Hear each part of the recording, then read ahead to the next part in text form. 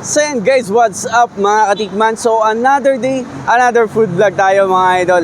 Isa pong food cart na maliit lang. Dito po sa Barangay Kalihan, katapat na katapat lang po ng Max's Restaurant. Yan. So yan guys, meron ditong crispy dinakdakan at saka baga ng baboy. So meron din silang lechon kawali. Yan mga idol, 2 months pa lang ito dito. So sa mga taga Kalihan dyan or yung mga malalapit po na barangay, dito sa Barangay Kalihan, meron po ditong dinakdakan at saka baga ng baboy. So, tara, samahan nyo ako, sabay-sabay natin titikman, ano. So, unahin natin yung kanyang baga ng baboy. Ayan. So, ito yung kanilang baga ng baboy. Medyo cubes yung style. Ayan. So, sakto-sakto lang yung sukat niya. Hindi maanggo ah. Nice. Yung ganito kalaking tab, 100 pesos lang mga idol. Sarap. Tingnan natin may suka.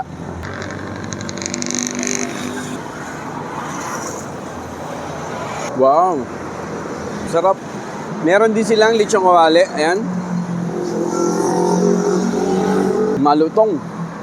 Itong lechon kawali nila 130 lang. So tama-tama pwedeng pang ulam, ano. Ito yung kanilang dinakdakan. Guys, medyo kakaiba yung dinakdakan nila. Kasi, medyo lamang yung atay. Tapos, yung sa itsura ha.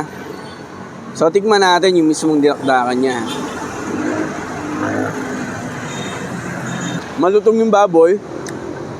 Tap yung atay. Subukan natin sa kanin, ha. Masarap yung gawa, yung timpla. Alam niyo yung hindi lasang mayonnaise kasi yung ibang dinakdakan sobrang dami ng mayonnaise eh. Ito sakto-sakto lang, talagang malalasahan mo yung mga karne niya. So yun guys, panalo itong Lopabs Crispy dinakdakan, yan. So sa mga taga San Ignacio, San Vicente, yan, madadaanan nyo lang po itong cart dito ni Lopabs, tatapat lang ng Max's Restaurant. Tapos, nabanggit ni Kuya, mga taga San Gregorio po yung maraming bumibili sa kanya, no? So, yun, kung naghahanap kayo ng food trip, pulutan, panghapunan, meron dito kay Lopabs, no? So, tikman nyo na din. Maganda yung luto ng baga, hindi siya maanggo, tama-tama lang yung pagkakaprito, no? So, yun, let's go!